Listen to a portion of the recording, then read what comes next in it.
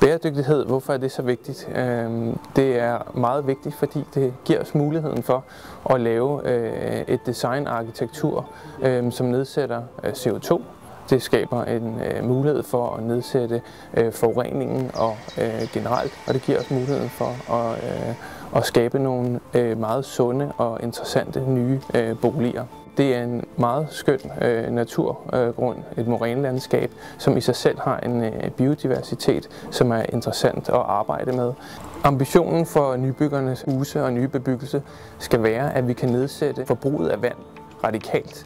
Vi skal nedsætte forbrugen af energi ved vedvarende energi. Vi skal se på, hvordan vi sorterer og bruger affald på en positiv måde. Vi skal se på, hvordan transport, hvordan bevægelse i landskabet og imellem husene kan skabe nogle nye relationer socialt, økonomisk og miljømæssigt.